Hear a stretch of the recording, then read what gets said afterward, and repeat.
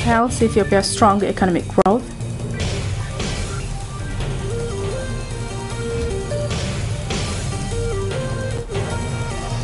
Uganda heightens its terror alert following reports of a potential terrorist attack.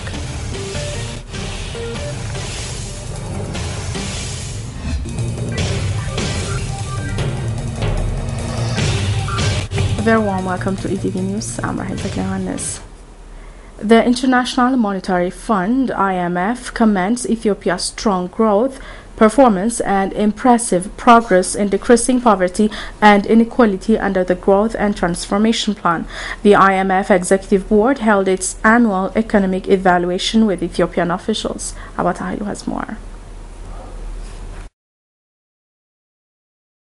IMF Executive Board concludes 2013 Article 4 consultation with the Federal Democratic Republic of Ethiopia. According to the findings, recent macroeconomic developments in Ethiopia are encouraging, with a significant declaration in inflation and continued robust economic growth. Overall fiscal stance for the consultated public sector, including public enterprises, is likely considerably more expansionary, the report shows. The IMF executive directors commended Ethiopian authorities for the strong growth performance and impressive progress in decreasing poverty and inequality under the Growth and Transformation Plan. Prudent macroeconomic management has ensured a significant declaration in inflation, the director said, agreeing that Ethiopia's public sector-led strategy needs to be recalibrated with greater participation by the private sector to sustain robust and inclusive growth. They emphasized the importance of policies to maintain fiscal sustainability, preserve low inflation, rebuild external debts, and improve financial intermediation and the business environment. Sustaining proper expenditures will require increased domestic revenue, and directors therefore encouraged the authorities to continue the momentum of revenue administration and tax policy reforms. Further, public financial management reforms as well as a medium-term debt management strategy would also help maintain fiscal sustainability and achieve the fiscal objectives under the GTP. The directors agreed that a continued cautious monetary stance is warranted to preserve low inflation. They underscored the importance of improving the efficiency and flexibility of monetary policy instruments, including through greater flexibility of nominal interest rates and the development of market-based liquidity management. They called for better coordination between exchange rate and monetary policies and for greater exchange rate flexibility to help reconstitute foreign exchange reserves, strengthen competitiveness, and eliminate the spread between the parallel and official rates. The directors noted that the banking sector remains well capitalized and profitable. They encourage policies to improve the private sector's access to finance and promote financial inclusion.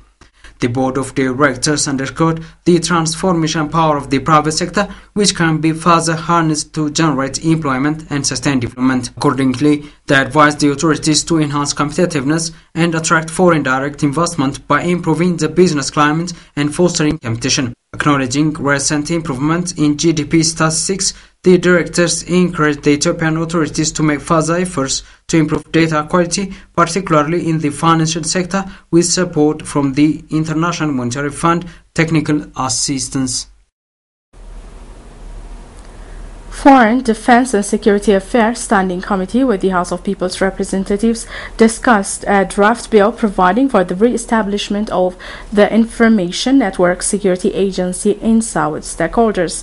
The bill is aimed at defending the nation's information network from possible domestic and foreign threats, including computer viruses and cyber attacks, according to Brigadier General Tekle Birhan Weldaragai, INSA Director General.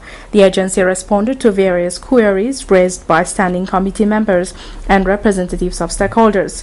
The ideas forwarded during the discussion are expected to be incorporated in the draft proclamation before it is referred to the House for endorsement.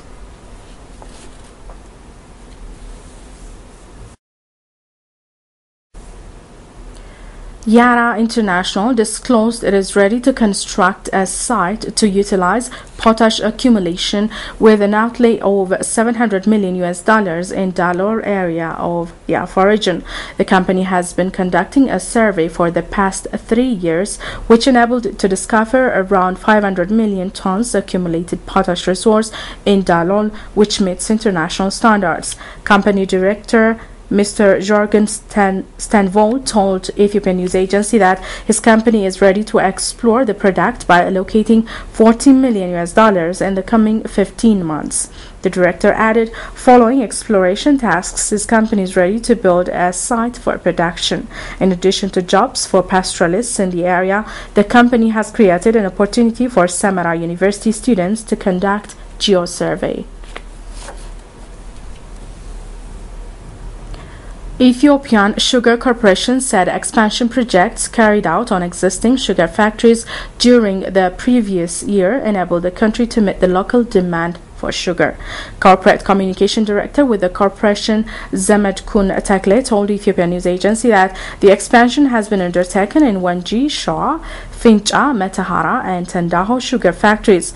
The expansion enables the factories to increase their production capacity to 95,000 tons, 200,000, 130,000, and 123,000 tons per annum, respectively. Currently, the factories produce a total of 548,000 tons of sugar per annum, which surpasses the estimated local demand by 48,000 tons, he said.